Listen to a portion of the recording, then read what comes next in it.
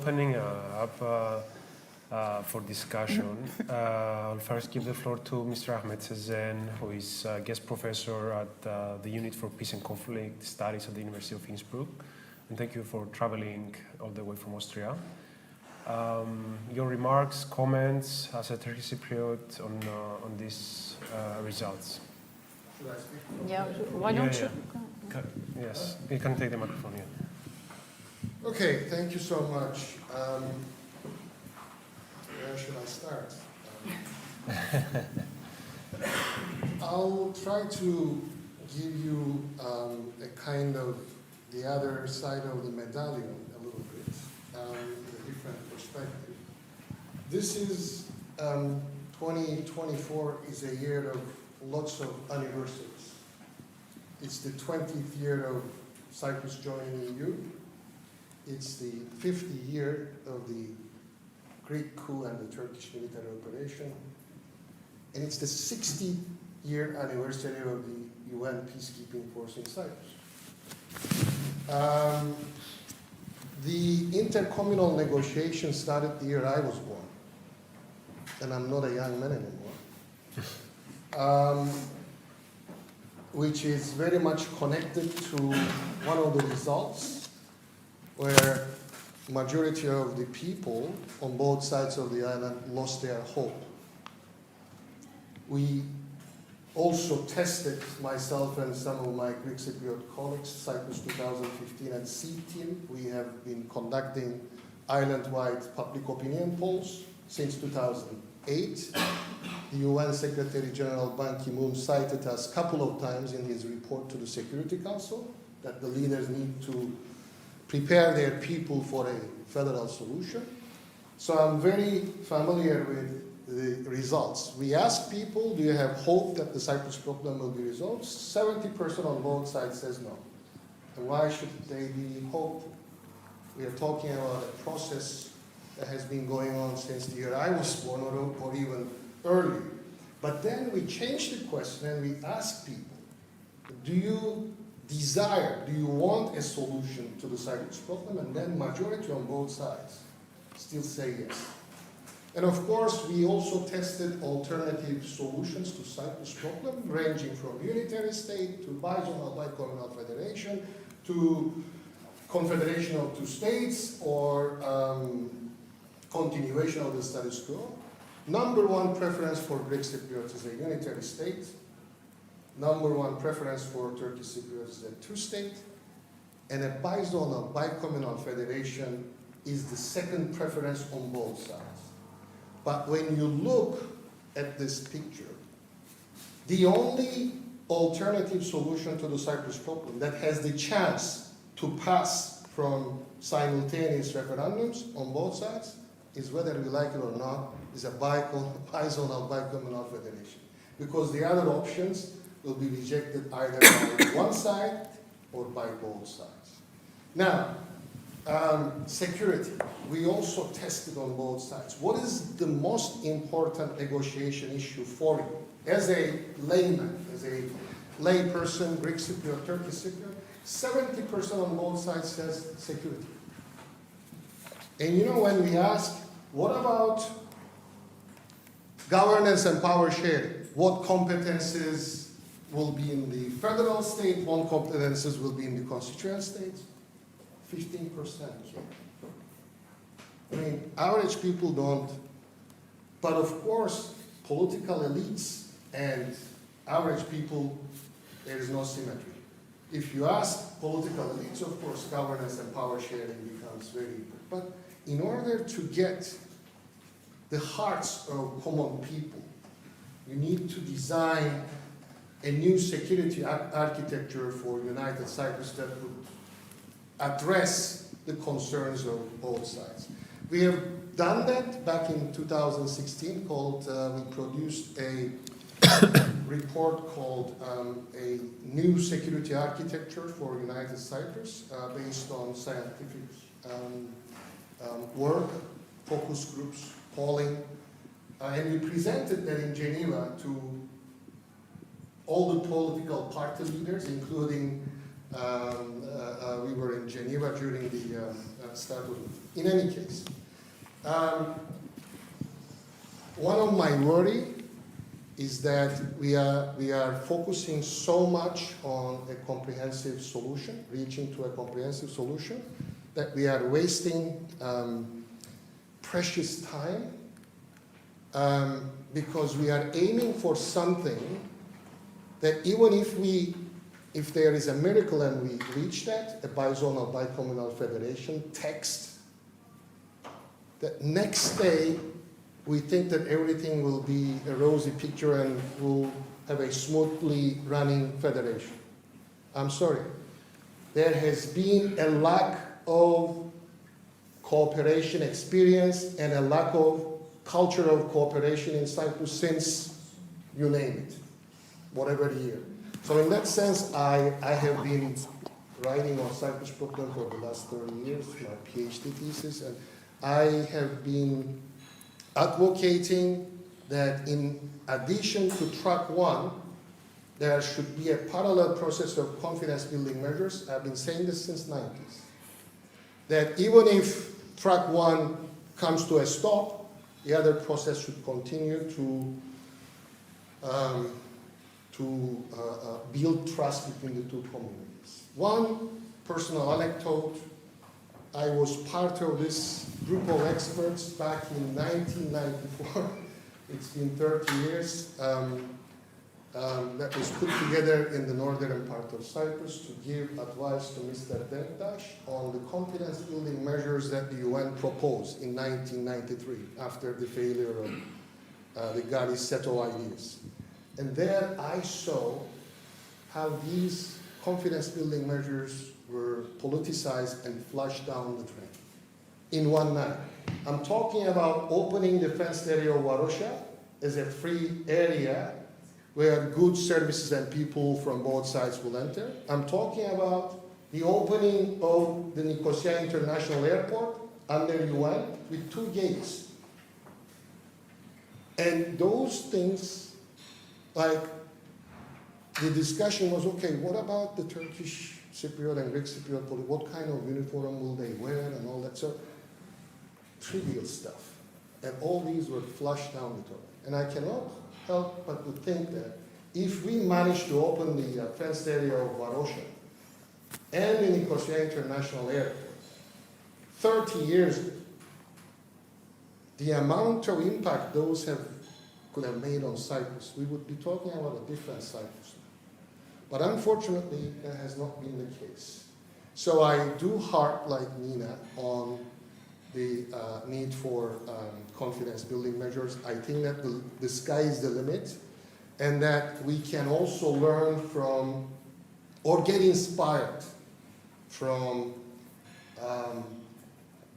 things that are happening also in this region. For example, about 1.5 years ago, there was this agreement of maritime delimitation between Israel and Lebanon.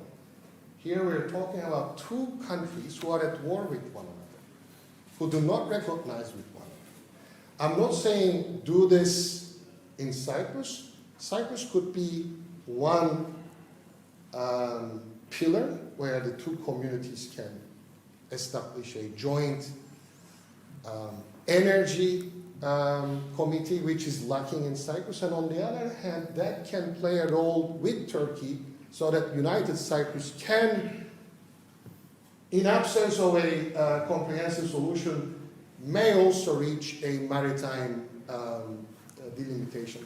So I have all these, we have never lack of ideas, by the way. So thank you for giving me this opportunity, and I will be happy if there are further questions. Thank you.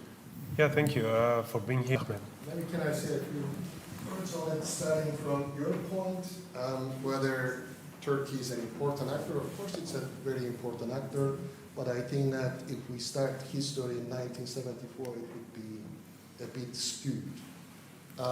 Whether the Turkish military operation is the start or is the cause of Cyprus problem, or is it a result of the Cyprus problem? 2 different parts. But, the UN peacekeeping force didn't come to Cyprus for touristic purposes in '64. So that says something. Regarding the demographic changes,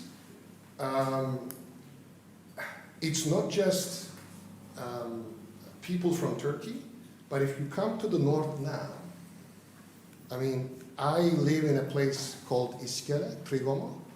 I coined a new term, I call it Iskelegrad, similar to Stalingrad. So the property prices tripled in a couple of years' time. So there is a huge demographic also changes, which is making the solution of the Cyprus problem even more complicated and harder. The more time we waste, it's going to be more difficult to solve it. There was something else that I was going to say, but it escaped from my... Maybe I can say something until you remember. Yeah. I wanted to comment what you said before about, if a miracle happens and somehow on a political level we reach a solution, like it was close to happen in 2004, if the Greek side voted for yes. I mean, it would have been a very strange development, taking into account that the two sides had no relationships for 30 years. But I mean, comparing with that era, I think... Comparing with that era, with that period of time, I think things have changed in the sense that on a civic society level, the relationships have improved. I mean, there is cooperation, there are even people working mostly from the north in the Republic of Cyprus.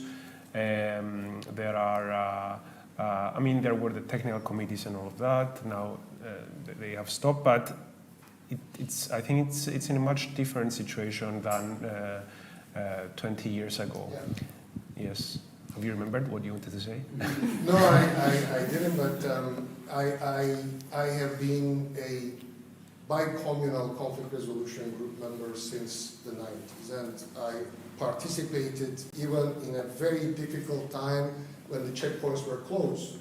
We were trying to get special permission from both sides in order to be able to meet in the buffer zone line, which is... so when the checkpoints were opened, maybe our expectations were huge, and then we were disappointed to a certain extent because it didn't automatically translate it into integration between the two communities at the beginning. But now, retrospectively, when I look at it, it seems like the opening of the checkpoints have broken some taboos, that at least there is a level of civility in Cyprus, that people cross on both sides. It's probably the peaceful conflict in the world, although no frozen conflict is frozen. But nonetheless, I think on the individual level, things have improved.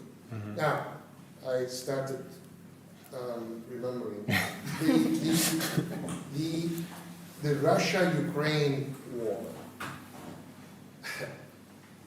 We asked questions in the past that if there is a guarantee system in Cyprus, who would you prefer that you have your guarantee? You know who came number one?